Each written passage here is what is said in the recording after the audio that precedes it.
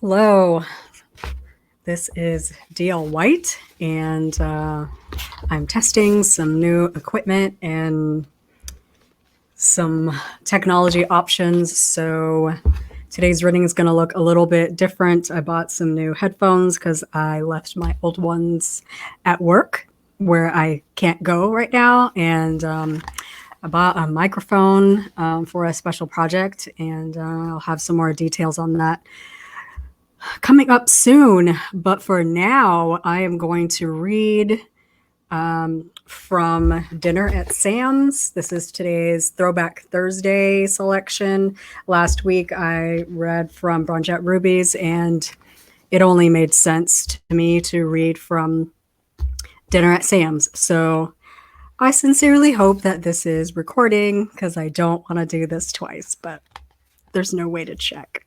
So I'm going to start with chapter 4 because that is the meet cute between Vanessa and Gibson. This story, Vanessa Jackson is from Brunch at Ruby. She comes in towards the end. She's one of Maxine Donovan's real estate agents, and she came to me with kind of a really sad sob story. Her husband was basically living a double life, married to her and dating somebody else, and when he would say that he had to go to a meeting or a conference, he would actually be like with his other family, like totally on some double life kind of stuff. And she found out about that when one day she opened the mail and found out that he's in trouble with the IRS, and he's also, been messing around with this other woman, and her soon-to-be ex-husband actually decides to just go ahead and leave. And so he's with his other family, but he's moving real slow on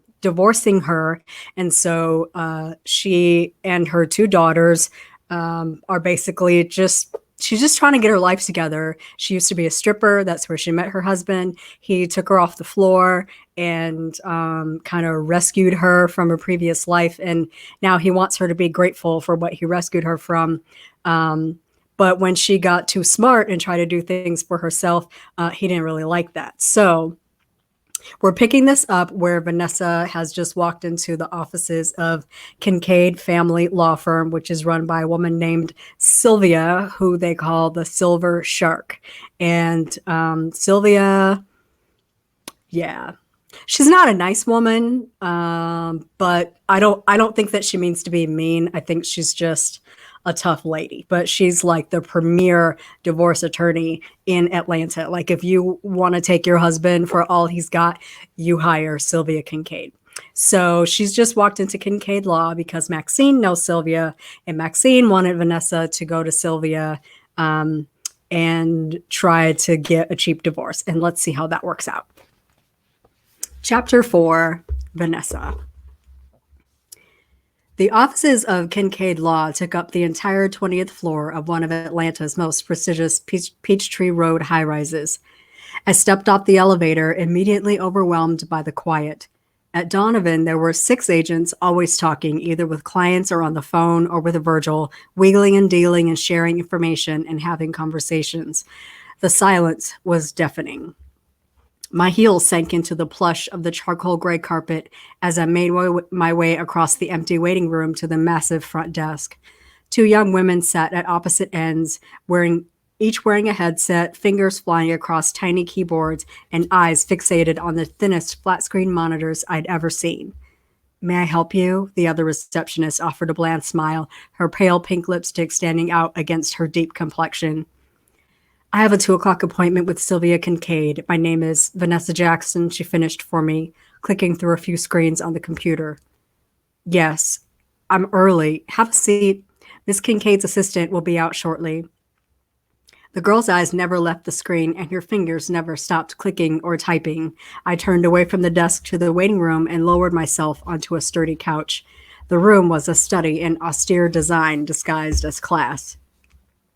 Beneath my feet, a sea of gray carpet, accented occasionally by threads of cream.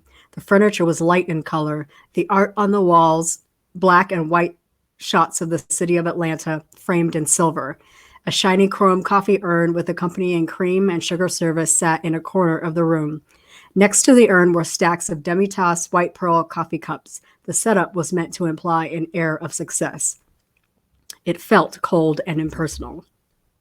A side door silently swung open, and a tall, thin woman emerged from the hallway beyond it. Everything about her screamed severe, from her high and tight bun to her dark brows to the thin slash of red that made up her lips. "Miss Jackson," she called, clasping her hands in front of her. I rose and, out of nervousness or fear, or both, rushed toward her, smiled, and offered my hand to shake. "Yes, that's me." She glanced at my outstretched hand and made no movement to touch me. Instead, she turned toward the door again. "Miss Kincaid will see you now." Sylvia Kincaid was a legend in Atlanta. Her nickname, the Silver Shark, was reminiscent of her take-no-prisoners attitude and her pixie cut of brilliant gray hair. She was the attorney everyone wanted on their side if they were being sued or wanted to sue. This put her and her firm in high demand, and their fees in a bracket entirely out of my reach, even with a discount. I made the appointment and kept the meeting to appease Maxine, but I suffered from no delusions that Sylvia could help me. At the least, I'd get a chance to tell my story and determine how to proceed, and maybe she could recommend an attorney I could afford. I followed the assistant through the hallways of the suite. More deep carpeting, stark white walls, generic photos framed in silver, and closed door after closed door. I noticed names outside each door: Garrett, Gabriel, Gregory Kincaid, her sons, also attorneys in the firm. My guide led me to a set of double doors at the back of the suite. She rapped her knuckles on the wood twice before opening them. She ushered me in and directed me to take a seat in one of the chairs in front of the most massive desks I'd ever seen. The walnut was stained a dark, shiny lacquer with matching credenza and computer stand.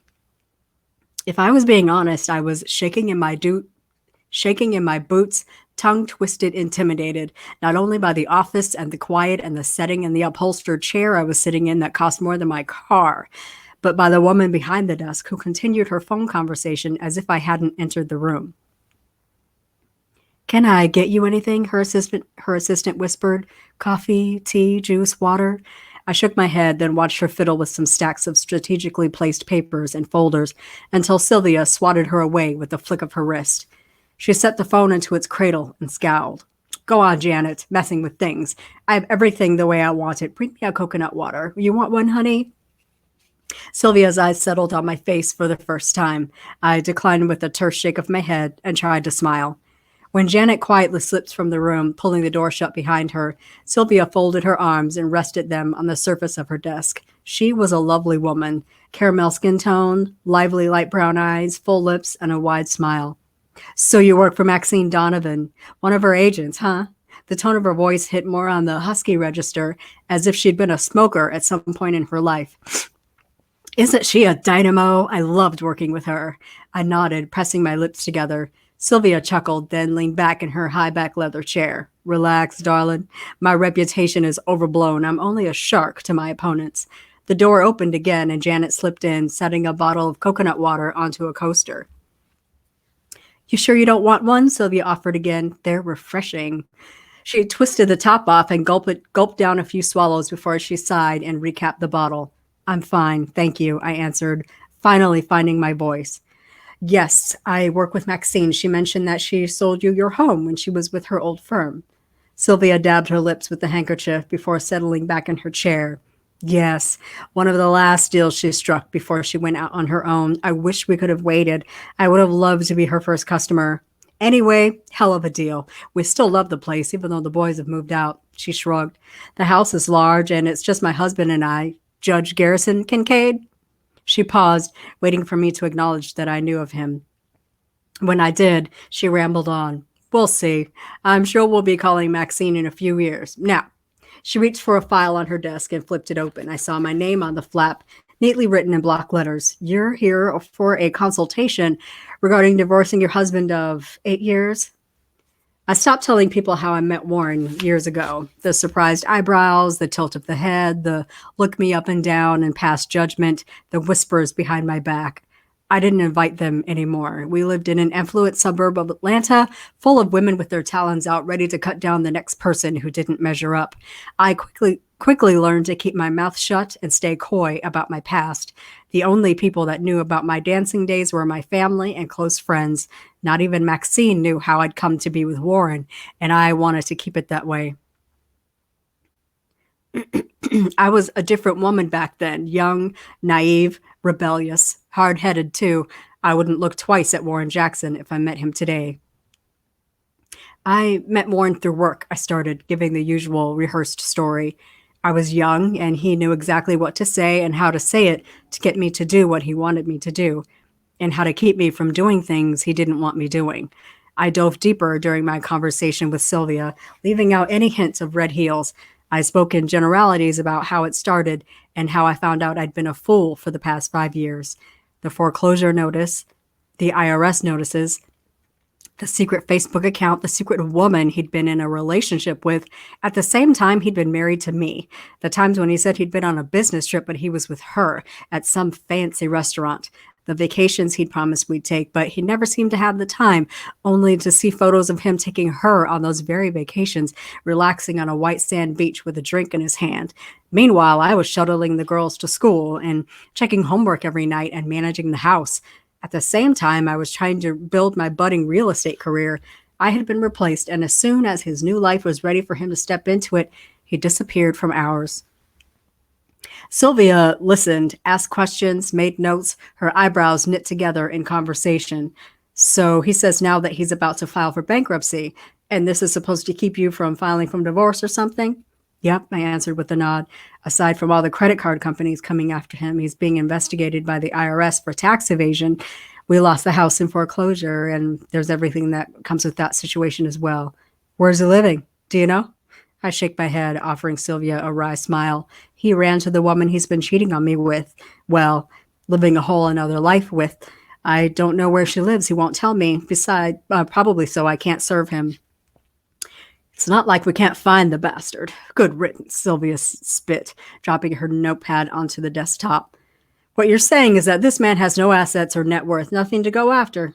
Well, yes, that's correct. But I wasn't really thinking in terms of going after anything. I want to be divorced from him, and I want him to provide for his children. I'm not even seeking alimony. Oh, honey, don't say that. You've spent 10 years with this man. Look at the mess he left you in. Then he runs to some other woman living in her house rent-free and not even taking care of his children.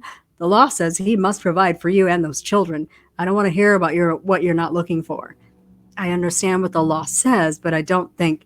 Do you know what I do here? What this firm is about? I bring men like Warren Jackson to their knees. We take men who are trying to get around their responsibilities to task. We make them pay. The last 3 words were enunciated clearly, spoken at a decibel above her regular tone and punctuated by the tap of a fiery red fingertip. The average divorce will run you 15 to 30,000. If the case is difficult, it could cost more. I want to know if he has assets, savings, cash money, an IRA, a 401k, an offshore account, because we can stipulate that he pay court costs if he left you. There's a reason you need a firm like Kincaid, not a random firm or downloading generic paperwork from the internet and filing on your own. I'm worth every penny, and I stand behind my work. I see. I cleared my throat, wishing I could sink to the floor and slide out of the room. I'm not sure... Well, Maxine wanted me to call you. I don't have much money, and I don't believe Warren does either. I'm not looking to... Look, Sylvia, I don't want anything from Warren but a divorce decree and a child support. That's it. You know... Sylvia reached for the bottle of coconut water, slowly unscrewing the cap and sipping a few swallows. I see a lot of young ladies, mothers such as yourself, come through these doors with their heart on their sleeves, still halfway in love with the bastard that screwed them over, talking about how they don't want anything. Then it turns out the motherfucker has been hiding money, or he's living in the lap of luxury while they're in squalor, or he had children behind her back and he gave her some kind of disease. Do you know what happens? Attitudes change. All of a sudden, they want everything due them and more. I understand that. And if I had the money to be vindictive, the story would be different. But the simple truth is that I can't afford to go after Warren for everything. I just want a divorce. Sylvia's full lips pursed, her eyes slowly closed, thick lashes brushing brushing chiseled cheekbones. Well, even with the discount that I know Maxine told you I would give you, I don't think Kincaid could do much for you. I don't do cheap divorces. I understand, but I hesitated to even ask, but I've already been rejected. What would it hurt? I hope that you could possibly refer me to another firm, I cleared my throat and swallowed. A more affordable firm? Sylvia's demeanor had run the gamut from warm and friendly to combative, and now she looked like she wanted to toss me out of her office on my ass. She pushed herself up from the chair and leaned onto the desk. I am not in the habit of sending clients to my competitors, Miss Jackson. I suggest you consult the yellow pages. If there's nothing else, Janet will show you to the front desk. The receptionist will validate your parking. She pressed a button on the phone and chirped brusquely. We're done here. Tell Gibson to come to my office, please. Of course, ma'am, came the crystal clear response from the speaker. I stood and slid the handle of my bag onto my shoulder. I was even more eager to get it out of that office, out of that suite, out of that building. This was a bad idea. I'll see myself out, I mumbled, almost stopping to offer a handshake to Sylvia, but she was preoccupied by the stacks on her desk. I'd been dismissed. I pulled open the double doors and hurried down the hall toward the front desk, head down on a mission. I rounded a corner and walked right into a wide, solid chest. Oh! I leapt backward a few steps and tried to get my bearings. My bag, which slid from my arm mid-collision, was splayed on the carpet between us, half of its contents spread across the hallway. Ma'am, I am so sorry. Let me help you clean that up.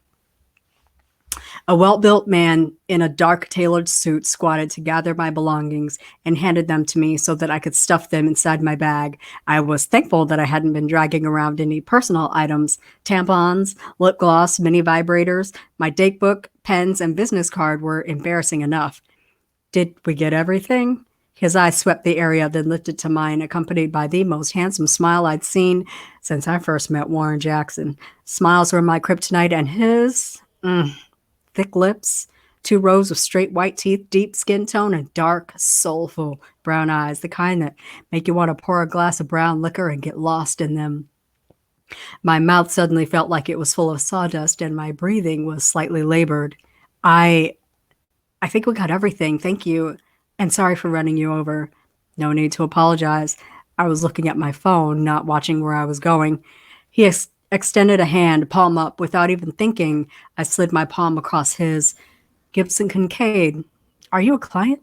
His question made me laugh, which wasn't a reaction I expected to have at not being accepted as a client. No, in fact, I met with your mother and we decided that Kincaid isn't the firm I'm looking for. Oh? His eyebrows shot up, nearly to his hairline, which I noticed was lush with dark as night curls. Did she give you the bring them to their knees, we make them pay speech? She loved that line. His smile was devilish. The twinkle in his eye was way too tempting. The lilting, teasing tone of his voice had my thoughts meandering in a direction they had no business going in. I was in this stuffy gray office trying to divorce my husband, not pick up a new man. Yep, I answered with a deep nod. I did get that speech. Unfortunately, as much as I want to make him pay, Kincaid isn't the firm for me. Well, that's too bad if you really feel that way, but not all of us practice law like my mother does. Some of us are a little more sensible. He smiled again, sending sparks skipping down my spine. Tell you what, he said, reaching into an inner pocket to pull out a business card holder. He plucked a card from the silver case and flicked it out at me between 2 fingers. 2 long, thick, manicured fingers. Give me a call. We can talk. If I can work something out, Gibson! We both turned at the sound of Sylvia screeching down the hall, disturbing the quiet. I felt bad that I kept him from his mother's beck and call, so I took the card and stepped around him. Thanks. Sorry to keep you. My pleasure, he said, still standing in the middle of the hallway, clearly in no hurry to answer to Sylvia. I didn't catch your name, Miss Vanessa Jackson. Miss Jackson, he responded, extending his hand again. Again, I slid my palm across his and reveled in the gentle strength as it closed around mine. It was a pleasure running into you. Please do give me a call before you call another firm. Before I was ready for him to do so, he released my hand and slipped his hands into the pockets of his slacks. I will definitely give you a call, Gibson. I began to back away, feeling like if I didn't start moving, I was never going to get out of the building. And despite having met Gibson, I wanted to get out of that building. Have a nice day. Just then, Sylvia rounded the corner, barreling down the hallway with fists clenched. Gib, I've been calling you. When I summon you, I mean right away. I don't have all day. Her eye caught my form lingering near the door to the lobby. Miss Jackson, I thought you had left. Is there something else I can do for you? No, ma'am. I pushed through the door and stumbled back out to the visitor area. There was nothing Sylvia could do for me. Gibson, though. If I was a different kind of woman, Gibson Kincaid could do a lot for me. But I wasn't, I remembered, coming down from my high. I was a woman in a mess of a marriage trying to get out of it. An attraction to a man that wanted to be my divorce lawyer wouldn't turn out well at all.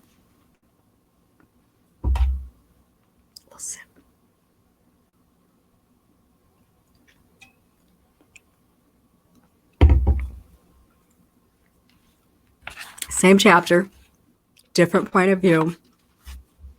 Gibson. So you turned down her case? Why? Not that it's any of your business, Mother snapped, sliding the small Bluetooth keyboard she used with her tablet toward her. As soon as I'd made it into her office and settled into a chair, I gave the glare that said, go away. I'd pounced, grilling Mother about Vanessa. She seemed like the perfect Kincaid client to me. It was a dog. I don't even know how she planned to pay legal fees with no money and no money to go after. Her ex is on the verge of bankruptcy, and she's no better. Excuse me. Mother flapped a hand in the air to wave off any further questions about the woman that had just left our offices. I believe Gabe would describe her as a honey. Taller than most women I encountered, deep cinnamon skin tone, a mass of curls surrounding her face, light brown eyes, slender nose, full lips. A generous hourglass shape, the kind of woman developed after having children. Bright, pretty smile, and a rich, sexy tone, like silk over chocolate. It took a lot to catch my attention. It took a lot to catch my attention. Vanessa Jackson had my attention. I don't want to hear another word about her. She's not a client. Not your client. And not yours either. I'm serious about this, Gibson. We don't do pro bono work. You always assume people aren't going to pay. There aren't many attorneys out there working for free. Pennies on the dollar is not worth your time, and it's not worth mine either. She punched a few keys on the keyboard and poked at the touchscreen display. Judge said Kent was at Mink's the other night. An impatient puff of air escaped before I could stop it. Mother's eyes flicked up from the screen of the tablet to meet mine. I dropped my gaze, slowly shaking my head back and forth. He couldn't wait to run home and give you the report, huh? I saw him. What of it? She shrugged, pretending not to care, but I knew that she did. She loved Melanie like the daughter she never had, then hated her when she left me for Pack, and hated Pack too, which broke her heart. When we were in college, he was the fifth Kincaid. His family lived on the other side of the country, and he didn't get the chance to go home very often. I brought him out to the house on the weekends to family events out with the brothers. We stayed close throughout law school and the early years of our careers, but when he went behind my back with Melanie, that was it for Mother. I was wondering if you spoke to him, and if so, what you said to him. I hope you gave him a piece of your mind. You heard Melanie left him, right? She nodded. I saw a hint of the smug smirk that wanted to plant itself on her face, but she wouldn't let it. Some rich asshole in Alabama. I'm surprised she hasn't called to gloat. That girl, she fooled us all. I should have seen that she was nothing but trouble. I should have too. She wasn't like that when we were together, you know. She was all about us building something together. Something changed. I never even thought. I shook my head, trying to loosen the memories that wanted to embed themselves in my mind again. Reminiscing wouldn't bring her back, and I didn't want her back. Pack wants to, what's the word? Reconcile. You know, be friends again. Her fingers stopped moving across the keyboard, and her eyebrows lifted. He does he? And, I don't know. You don't know. I don't know. I mean, the way I see it, we're in the same boat. She might end up with the CEO dude, marry him, spend up all his money. Maybe that's what she was looking for all along, and she was playing with us until he showed up. Pack and I were the rungs on that ladder. This is the exact thing I'm talking about, Gibson. Every person you meet, you try to figure out how you and they are the same. Try to put yourself in their shoes. And this is how you end up being everybody's lawyer and not making any money. Mother, yes, you told me. She rolled her eyes to the ceiling. It's not about money. But when you leave Kincaid, how do you think rent for office space gets paid? Lights and water and machines and furniture. How are you going to pay for that big fancy country house you have? You undercut and undervalue yourself. She pushed the tablet and keyboard to the side and folded her hands together on the desk. I called you in here to talk about extending your contract with Kincaid. We'll maintain your current salary and any benefits you've come to enjoy as an associate. But I want to see some development in the cases you bring to this firm, or I'll start assigning them to you. At the end of your extension, I hope you'll be the kind of attorney that I've trained you to be. No more of this community do-gooder nonsense. I need you working real cases. There's plenty of business to be had, and your brothers are doing the lion's share of it. Here we go with real cases again. Excuse my language, Mother, but this is bullshit. You told me I could pick my own cases, and I'm doing that. The cases you bring to this firm are not Kincaid material. I just saw the case summary for the girl you got out of a cocaine possession with intent to sell. Dia wasn't selling. Her boyfriend was. She testified against him and got a plea bargain if she stayed on the straight and narrow. Her mother pays the legal bill, and Dia is doing fine. That's all well and good, but drug activity makes it criminal law. She should have hired a criminal attorney. There was a child in the car, if I remember correctly. The custody case is what makes it family law. I couldn't separate the two, work one without the other. Danielson foster care, temporarily. Dia set to get him back any day now. And what about the man that called you from prison? I chuckle. It was lockup, Mother. It was a drunken, disorderly charge. He was upset about his cousin being held up at the airport for no reason. He lashed out at the wrong person at the wrong time. He paid a fine. All cleared up. Nevertheless, these aren't cases that I want the Kincaid name to be tied to, Gibson. I have a reputation. So do you. And you have a responsibility to its upkeep. So, I laughed, which irritated her. I have to sit in boring meetings with rich folks, rich white folks, who fight over who gets the mountain house and who gets the Swiss chalet and the city townhouse. Months of arbitration and phone conferences between Molly and Biff. Really, Gibson? Because Molly and Biff, really, Gibson, can't agree on how to split their $7.5 million in assets? I groaned, dropping my face into an open palm. That's my worst nightmare. Well, maybe it'll grow on you because I'm not releasing you from Kincaid until you're working on cases that will benefit you and give you the experience that I want you to have. I lifted my head slowly as what she was saying began to sink in. What do you mean, not releasing me? What does that mean? We agreed you need my blessing and my money to leave this firm. You're not ready to fly this coop, and I won't let you leave until you are. You can't be serious. Your kind of law practice is not real world experience, Mother. Her eyes landed on the stacks piled neatly at the edge of her desk. These cases are real. The bills are real and the checks are real. And if I refuse to work on bullshit divorce or some custody arrangement based on who gets paid to keep the kids, her eyes narrowed and her lips curled inward. You'll do what I tell you to do, or your existence here will be miserable. I pushed myself up from the chair and headed toward the door. If I didn't leave her office in the next few seconds, I would say something I couldn't easily take back. But then I couldn't help myself. It's already miserable. Bring it on. That was Chapter 4 of Dinner at Sam's by D.L. White. This book is available everywhere ebooks are sold for $2.99. It's also available in paperback for $11 at Amazon.com or bookshop.org if you'd like to support your local indie bookstore. It's also available on Audible if you want to hear this book read by a professional narrator and not someone that stumbles over her words and needs a cup of coffee every 30 seconds. My narrator, Sherelle Palmer, does a fantastic job with this book. Gibson and Vanessa are high-key one of my favorite couples that I've ever written. So I really, really enjoyed writing this book. And it's absolutely awesome in audio. It's also part of Audible Escapes. If you have a subscription, it's like $6.99 a month, and you get to listen to any of the books that are part of the Audible Escape collection. I think you can have like 10 at a time in your library. So dig in, grab it. I do have a few Audible codes for this book. If you check freeaudiocodes.com, there's a few Audible codes available for this book. So run right over and snatch one up. Thanks so much for listening. I appreciate your time and your interest, and I hope to see you soon.